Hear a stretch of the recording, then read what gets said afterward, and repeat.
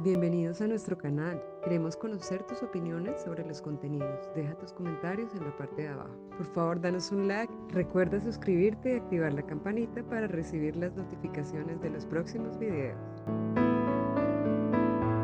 Una maestra de ahí de la escuela me invitó a una fábrica, una maquiladora, para que yo me escribiera ahí a un taller para saber cuáles son las obligaciones de una persona cuando se meta a trabajar, cuáles son los derechos y cómo manejarse uno con los jefes de grupo, con los supervisores y todo ese tipo de cosas, desde los 15 años de edad, porque en ese tiempo me dieron de alta ya de la escuela, me dieron mi certificado y la secundaria la tuve que hacer con la escuela de adultos mayores y me dieron mi certificado, ya también tengo mi certificado de secundaria.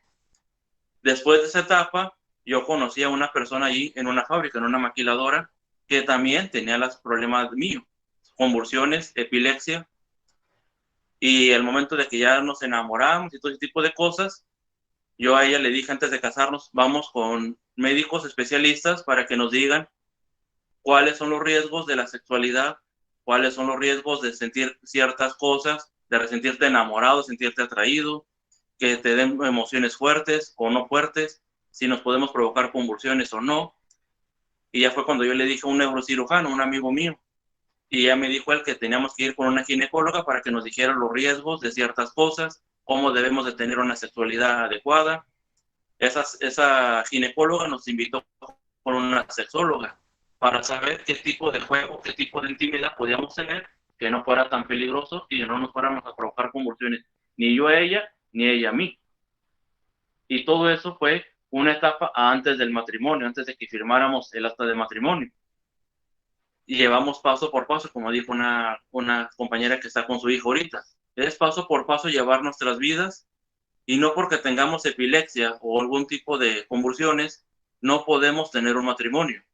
Esa persona que yo les menciono con la que yo me casé por primera vez fue un matrimonio de 14 años.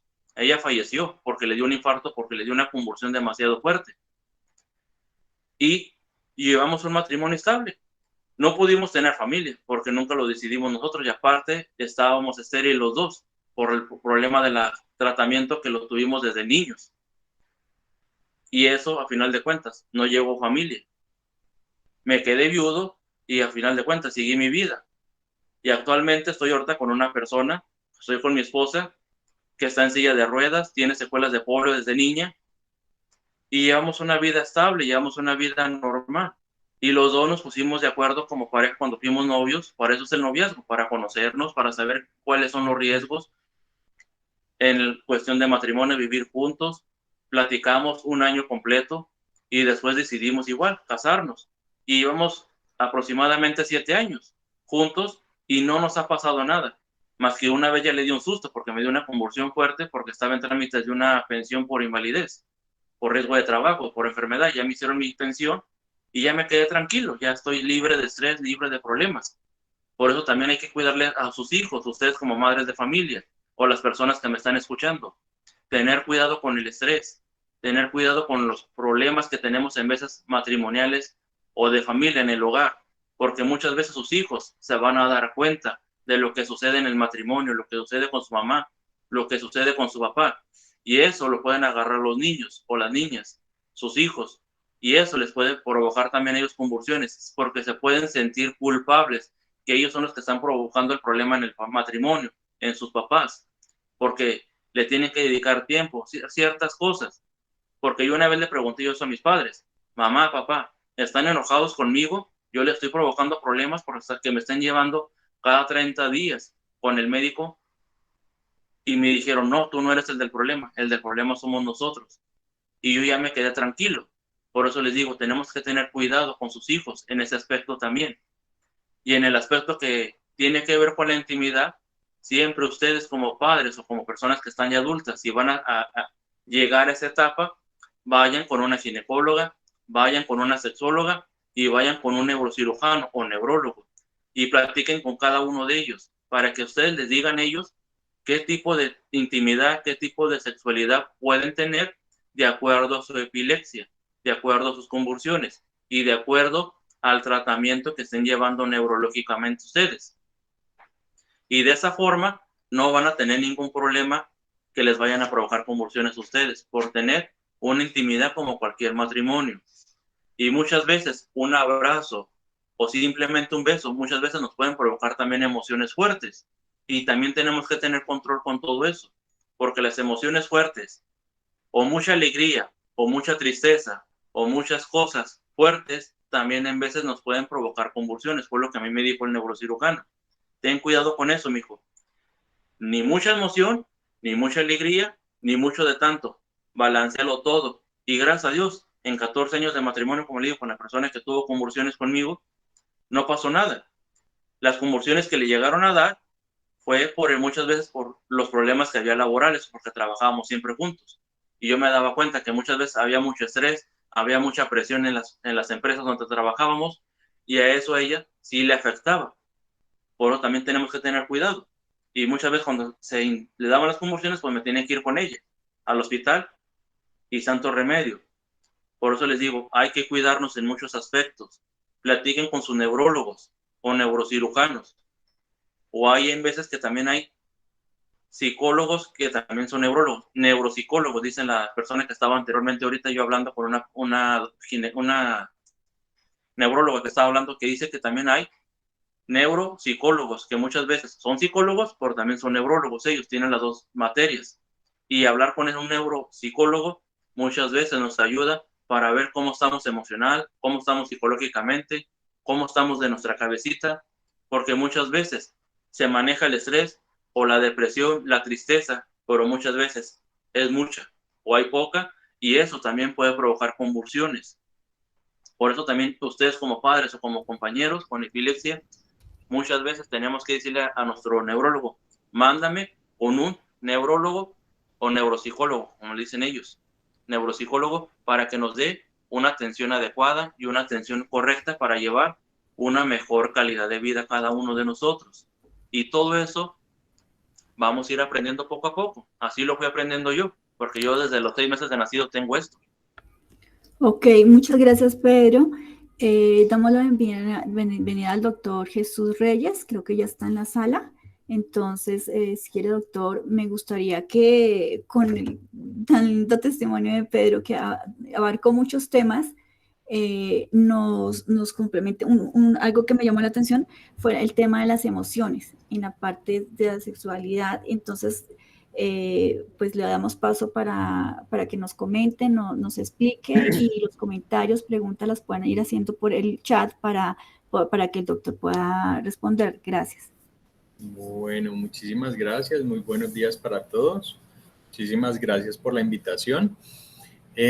Bueno, estaba escuchando y creo que escuché un poquito más de la parte final que estaba mencionando Pedro de su testimonio. Pues básicamente hay algo que, digamos, es muy importante uno como sexólogo manejarlo en los pacientes que tienen de epilepsia, y es que muchas veces cuando uno habla de sexualidad y epilepsia se enfoca simplemente en la parte erótica, ¿sí? Y sexualidad no es solamente la parte erótica. Nosotros expresamos sexualidades de muchos aspectos, desde cómo nos expresamos o cómo nos sentimos con respecto a nosotros mismos, que a eso le denominamos género. También desde el punto de vista reproductivo, ahí también podemos llegar a expresar la sexualidad. Desde el punto de vista erótico, que era en la parte en donde Pedro se concentró de pronto en lo que dijo, y en lo otro que nosotros también nos concentramos cuando expresamos nuestra sexualidad es en la parte emocional, o en la parte de los sentimientos, o en la parte de la vinculación afectiva, ¿sí? Entonces, cuando uno propiamente habla de que paciente o se enfrenta propiamente a una persona que tiene, digamos, una epilepsia, hay múltiples aristas que uno tiene que evaluar en el momento en que se enfrenta, digamos, con este tipo de pacientes propiamente. Y hay una de las cosas que hay que tener en cuenta, y es, por ejemplo, cuál es el tipo de epilepsia que está presentando el paciente. Si es, por ejemplo, una epilepsia o un tipo crisis parcial simple, o tipo crisis parcial compleja, o es una tónico-clónica generalizada, o es una mioclónica, o es una crisis de ausencia.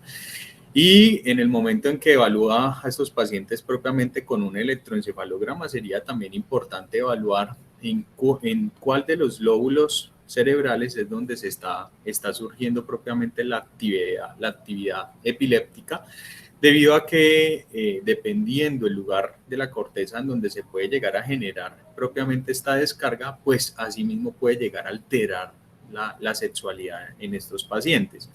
Hay otra cosa muy importante que hay que evaluar y es, por ejemplo, los anticonvulsivantes. Y los anticonvulsivantes, pues, se pueden llegar a dividir en primera, segunda, tercera generación, dependiendo si lo que consumimos o tomamos es carbamazepina o ácido valproico o fenitoína, o los de última, pues como la motrigina, levetiracetam, entre otros.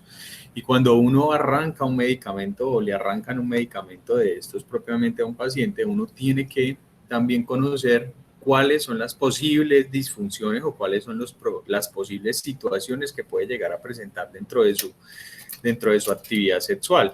Por ejemplo, en el caso de el consumo, por ejemplo, de carbamazepina, de ácido valproico, entre otras, pues yo tendría que evaluar muy bien la parte de la lubricación si son mujeres, la parte de la erección en los hombres, ¿sí? También tengo que evaluar mucho la parte del deseo sexual, ya que algunos de estos pueden llegar a disminuir el deseo sexual. Entonces es algo, digamos, que hay que tener en cuenta también. Con respecto, por ejemplo, a la motrigina, ¿sí? A la motrigina puede llegar a disminuir un poquito el deseo, pero no impactan las otras. En la fenitoína puede llegar a producir algo importante en el hombre y es eyaculación retrógrada, es que puede llegar a sentir el orgasmo, pero lo que estamos esperando que salga a través de la uretra no es eyaculación propiamente, sino que esa eyaculación se va hacia la vejiga. Entonces muchos pacientes que puedan llegar a estar consumiendo o tomando propiamente fenitoína pueden llegar a tener eyaculaciones retrógradas. Gabapentin, por ejemplo, que en algunos pacientes también se utiliza, pueden llegarse a asociar con anorgasmia. El levetiracetam puede llegar a producir un poquito de disminución del deseo, disfunción eréctil, alteraciones a nivel de la lubricación. Entonces a veces el paciente dice es que arranco la relación sexual y de pronto pierdo la erección, o a veces las mujeres le dicen a uno es que arranco la relación sexual y yo puede que esté muy excitada en ese momento, pero no lubricó bien. Entonces son cosas que, digamos, hay que tener en cuenta con respecto a eso. Hay algo importantísimo que se mencionó propiamente en el testimonio anterior, y fue además la parte de las emociones, ¿sí? Y es muy importante, digamos, uno siempre preguntar acerca, digamos, de qué tipo de actividad sexual es que están manejando los pacientes que está tratando, cómo es la modulación del deseo sexual, cuál es el tipo de situaciones que detonan el deseo sexual, porque evidentemente si estos pacientes que tienen una actividad epiléptica propiamente activa, que no está bien controlada, si yo a este tipo de pacientes los expongo, digamos, a situaciones o a emociones bastante grandes, pues puedo llegar a desencadenar crisis convulsivas. Pero si son pacientes epilépticos que tienen control farmacológico, que no han tenido crisis convulsivas y que están en un adecuado control con su neurólogo, con un buen manejo farmacológico, estos pacientes pueden llegar a tener una sexualidad completamente saludable, independientemente de la emoción que le pueda llegar a generar la actividad sexual. Por ende, una de las metas que uno, digamos, tiene con respecto a la sexualidad en el paciente con epilepsia es que esté controlado de sus crisis epilépticas. Si el paciente ha tenido crisis convulsivas en el último año, pues probablemente con este tipo de pacientes uno es un poco más cuidadoso con respecto a la emoción propiamente que puede llegar a surgir en el momento de la actividad sexual. Hay algo muy importante en sexualidad que se llaman las situaciones especiales, y eso uno tiene que intentar, digamos, direccionarlo más que todo en el paciente adolescente que tiene, digamos, epilepsia, porque usualmente los adolescentes o los adultos jóvenes pueden llegarse a someter a situaciones especiales en donde la adrenalina les puede llegar a subir. Entonces de pronto un tan fantaseado ascensor, de pronto tener actividad sexual en un carro, o tener, digamos, algún tipo de situación especial que aumente exageradamente los niveles de excitación, ¿sí? Eso puede llegar a generar una emoción muy fuerte y puede llegar a generar las crisis convulsivas. Entonces, en este tipo de pacientes uno siempre tiene que intentar recomendar esas situaciones especiales. Ojalá no se den si hay descompensación propiamente de su epilepsia. ¿Por qué? Porque puede llegar a generar la crisis. Eso es muy importante, digamos, uno evaluarlo. Si usted va a tener actividad sexual, pues no es que esté totalmente contraindicada, pero ojalá pues que esas situaciones especiales en donde los niveles de excitación van a ser muy altos, por A o por B motivo, pues ojalá no se dé. Más bien que tenga un ambiente tranquilo, un ambiente cómodo, en donde pues los niveles de excitación se dé, pero no sea, digamos, una situación especial que detone propiamente una excitación exagerada que pueda llegar a desencadenar las crisis convulsivas. Pero si ya el paciente tiene un buen control, ¿sí?, por encima de un año con manejo anticonvulsivante o anticomicial sin crisis convulsivas, pues probablemente ahí la sexualidad puede llegar o la actividad sexual puede llegarse a exponer en algún momento a situaciones que puedan llegar a generar unos niveles de excitación grandes. Ya, doctor, aquí una pregunta que nos hicieron por Instagram, la hizo Victoria. Ella dice, ¿por qué el deseo sexual es menor en personas con epilepsia? ¿A qué se debe lo que usted comentaba hace un rato, ¿no? Que los medicamentos también tienen algo que ver. Sí, lo que pasa es que hay muchos medicamentos, ¿sí? Todos los medicamentos anticonvulsivantes tienen un mecanismo de acción que es a nivel central. Cuando uno habla de deseo sexual, habla de la parte mental propiamente, de todo ese componente supratentorial, de ese componente cerebral que uno tiene en el momento de tener la relación sexual para poder llegar a desencadenar un estímulo. Y al yo tener mi deseo sexual a nivel cerebral y a estos medicamentos actuar a nivel cerebral, pueden llegar a actuar a nivel de unos núcleos que son los núcleos de recompensa que se encuentra, digamos, al lado de una estructura que se llama el hipotálamo. Entonces casi todas pueden llegar a generar disminución del deseo sexual, unas más que otras, no todas. Entonces la idea, digamos, en caso tal de que de pronto sus crisis convulsivas estén controladas con un medicamento que le baje el deseo sexual, pues podría llegarse a uno, no necesariamente cambiar el medicamento, pero sí estimular el deseo sexual por otras vías. Usualmente lo que uno hace es, ¿usted cómo detona su deseo sexual? No, pues a mí me gusta mucho la parte visual. Entonces uno lo que hace es empezar a crear vías a nivel auditivo, a nivel táctil, a nivel de la imaginación que pueda llegar también a mejorar propiamente ese deseo sexual. Si en conjunto y en manejo o tratamiento mancomunado con el neurólogo uno puede llegar a hablar en caso tal de que llegue a producir eso. Entonces, si el paciente está, por ejemplo, con un ácido valproico, por ejemplo, entonces decirle como no hay posibilidad de pronto de colocarle un topiramato a este paciente que puede llegar a conservarle un poquito más el deseo sexual que si yo le coloco un anticomicial de primera generación. Y eso también se podría llegar a hacer, pero obviamente pues en tratamiento pues en conjunto con neurología, que es quien puede llegar a hacer este tipo de cambios. Hacerle switch entre los medicamentos, eso también puede llegar a generar. Lo otro que puede llegar a generar disminución del deseo sexual son aquellos pacientes que tienen focos epileptógenos a nivel del lóbulo frontotemporal. A nivel frontal, pues porque el lóbulo frontal controla todo lo que es la parte de socialización, toda esa parte, digamos, de conciencia que uno puede llegar a tener. Y el lóbulo temporal, a nivel de la amígdala, controla la parte de las emociones. Entonces, en pacientes que tengan focos epileptógenos a nivel frontotemporal, pueden llegársele a bajar también el deseo sexual por esa actividad epiléptica que pueden llegar a tener ahí a nivel de estos lóbulos. Pero los medicamentos también, evidentemente, bajan el deseo sexual. Bueno, y la parte psicológica también. El paciente que tiene, digamos, epilepsia muchas veces se cohíbe, ¿sí? Y cohíbe y frena su deseo sexual por miedo a presentar la crisis. ¿Qué tal que esté teniendo la relación sexual y convulsione? Eso también puede llegar a generar, digamos, disminución del deseo sexual. Muchos pacientes con epilepsia pueden llegar a tener una autoimagen negativa y la autoimagen negativa pues va también a disminuir el deseo sexual. Entonces no es solamente lo biológico desde el foco epileptógeno, desde lo farmacológico, sino además también desde lo psicológico puede llegar a disminuirse el deseo sexual a estos pacientes. Ok, doctor, muchas gracias. Y pasamos a Fabiola Fernández, que nos acompaña. Entonces, bienvenida y cuéntanos tu experiencia con respecto a la sexualidad o la vida de pareja y vamos complementando toda esta información. Gracias. Bueno, muy buenos días a todos. Gracias por esta invitación. Les agradezco de antemano la oportunidad. Normalmente casi no hablo de ese tema, ¿no? Más que en mi familia. Mi nombre es Fabiola Fernández Ramírez, tengo 38 años, ya en septiembre cumplo los 39 años. Pues mi vida con la epilepsia a partir de los 16 años fue un poco de generarme muchas dudas, muchas tristezas también. Por ahí, si Pedrito habló sobre las emociones, pues creo que como mujer de por sí somos seres emocionales al 100%, ya con esta situación pues creo que se me agravó más el asunto, ¿no?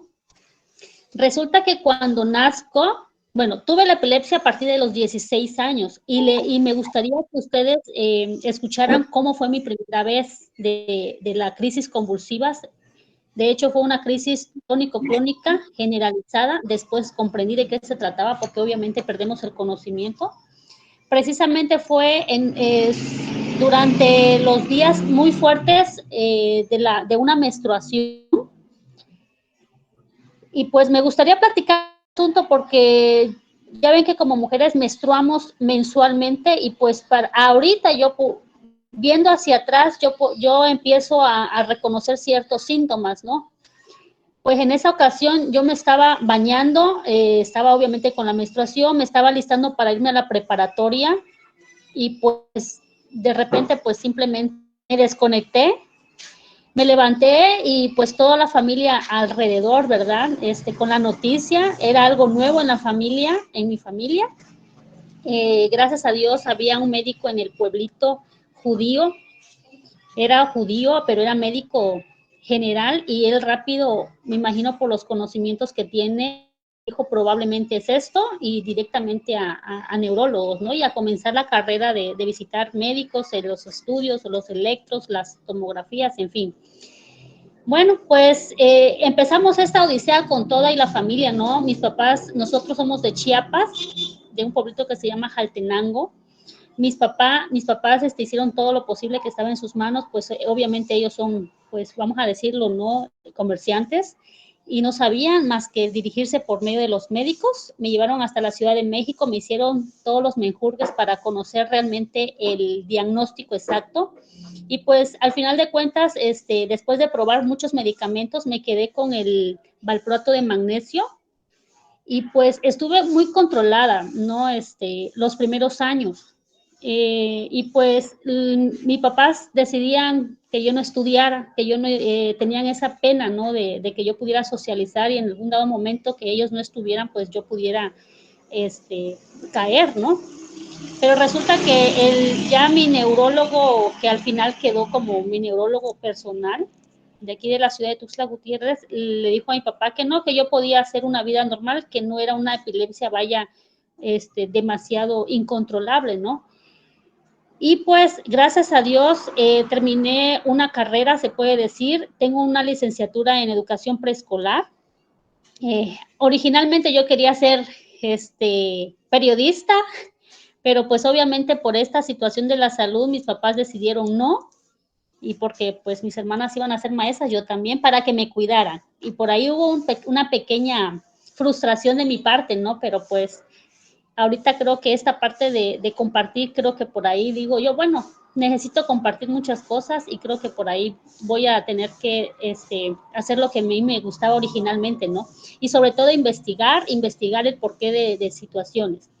En una plática con mi mamá, descubrí algo muy interesante y porque yo me hacía muchas preguntas en mi adolescencia, ya ven que la adolescencia, la época de la punzada, como le llaman, ¿no? Y todo. Y por esa condición que yo desarrollé, yo fui muy apática pues a los noviazgos, ¿no? A pensar en una relación, vaya, porque los jóvenes, mis compañeros, pues tenían novios, se desenvolvían bien y yo por esta situación, pues yo decidí no. Pero es parte de la imagen que comentaba ahí el médico, ¿no? Decir qué imagen tengo de mí misma. Tenía mis miedos, mis frustraciones Y en alguna plática con mi mamá, comentamos y yo le preguntaba a ella, ¿no? Obviamente con esta tristeza del por qué a mí. Y ella me comentaba, fíjate que cuando tú naciste, me dijo ella, pues tú naciste y naciste morada, naciste, no lloraste, no como los otros hijos, vaya, ¿no? Que saliendo pegan el grito o algo, ¿no?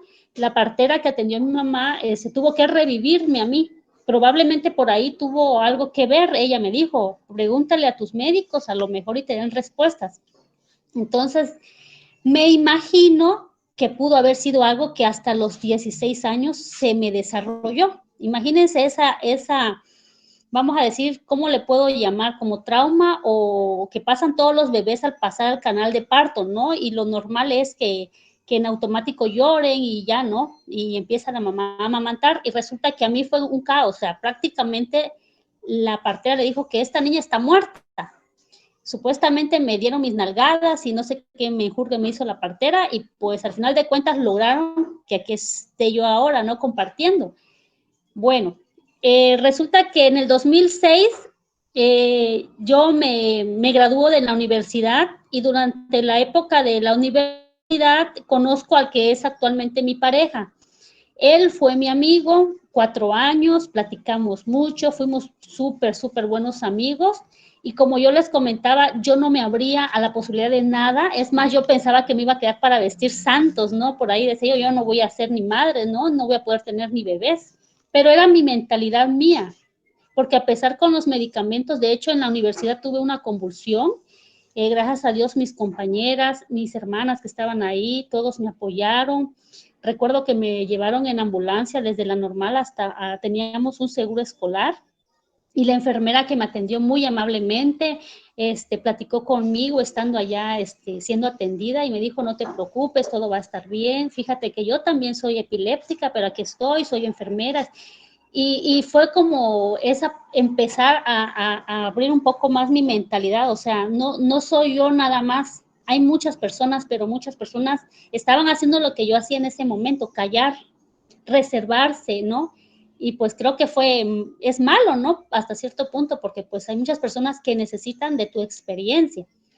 Bueno, resulta que yo me recibo en el 2006, no logro una plaza docente porque me metí a trabajar en otro asunto por ahí con unos tíos. Y regresando a la ciudad en donde yo estudié, vuelvo a encontrar a mi amigo y resulta que pues él estaba enamorado de mí, ¿no? Y pues ya, como dice ahí Pedrito, ¿no? Hablando seriamente de las cosas, resolvimos pues a casarnos, ¿no? A hacer una vida. Y yo cuando le platiqué y le fui sincera y le fui honesta del por qué yo me reservaba demasiado o mis miedos que yo tenía, de verdad que fue un ángel para mí. Mi esposo es un ángel para mí. Porque él me comentó, fíjate que mi mamá también tenía crisis convulsivas, ¿no? Epilepsia. En serio, o sea, mi suegra para mí es como decir, sí se puede. Yo veo a mi suegra cocinar, veo a mi suegra reír, disfrutar de su vida en familia, ¿no? Ahorita ella es abuela y ella me dice, tú dile a tu mente que tú ya estás del otro lado. O sea, ella hizo sus menjurjes, vamos a decir así, no sé cómo pasó, pero pasó el tiempo y desde que estaba antes de casarse terminó ese momento de epilepsia, ¿no? Y platicando nuevamente con mi suegra, le dije, pero ¿cómo podrá ser? O sea, ¿cómo que ya nunca le dio? No, así definitivamente. A mi suegra le quitaron su matriz. Ella,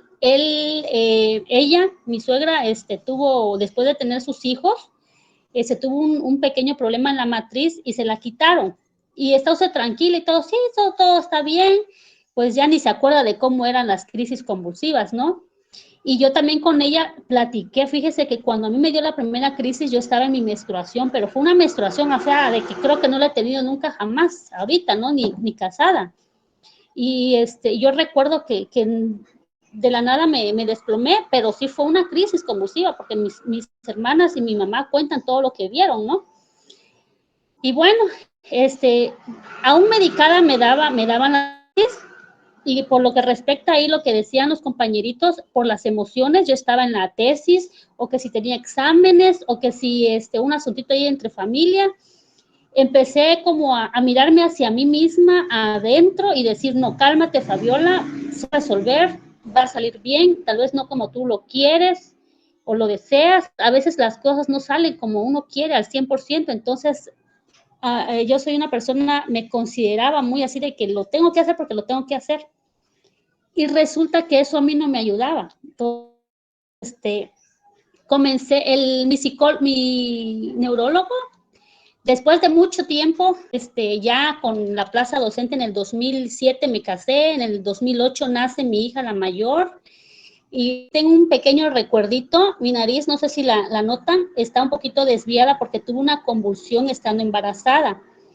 Y me dijo mi neurólogo en una cita que fuimos con mi esposo, tranquilízate, toma las cosas con calma, que si un traste no está donde tú no quieres que esté, déjalo, no pasa nada.